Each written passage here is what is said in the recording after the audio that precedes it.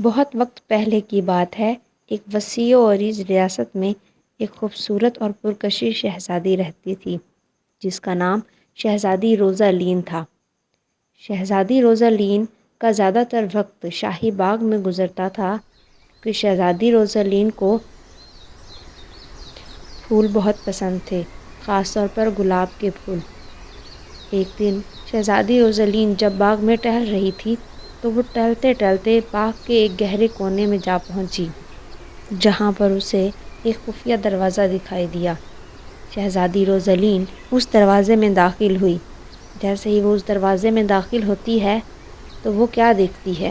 ایک بہت ہی خوبصورت اور حسین منظر۔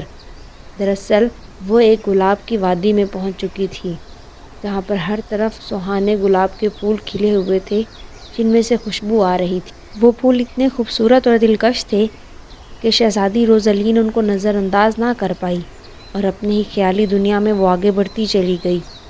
بہت سا فاصلہ طے کرنے کے بعد وہ ایک ایسی جگہ پہنچی جہاں پر اس کی ملاقات گلابوں کی ملکہ سے ہوئی، یعنی کہ اس وادی کی ملکہ سے ہوئی، جس نے شہزادی روزالین کو خوش آمدید کہا۔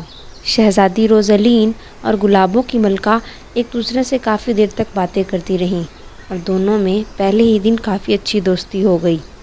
اس کے بعد شہزادی روزالین کا یہ معمول بن گیا اور وہ روزانہ وہاں جانے لگی۔ جب ان کی دوستی کو کہیں دن بیت گئے تو ایک دن گلابوں کی ملکہ نے شہزادی کو وہاں کا ایک راز بتایا۔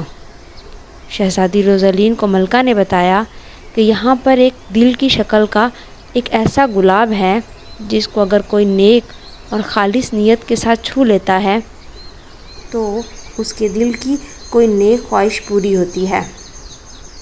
تو شہزادی روزالین اس خوبصورت گلاب کو ڈھونڈنے کے لیے نکل پڑتی ہے کیونکہ شہزادی روزالین اپنی ایک خواہش پوری کروانا چاہتی ہوتی ہے۔ راستے میں اس کی ملاقات بہت ہی خوبصورت اور مددگار جانوروں اور پرندوں سے ہوتی ہے۔ یا شاید جب ہم کسی چیز کو دل سے چاہتے ہیں تو قدرت کی تمام چیزیں مل کر اسے ہمارا بنانے میں لگ جاتی ہیں۔ ایسا ہی ہوا اور کچھ دنوں کی کھوج کے بعد آخرکار شہزادی کو وہ مل گیا۔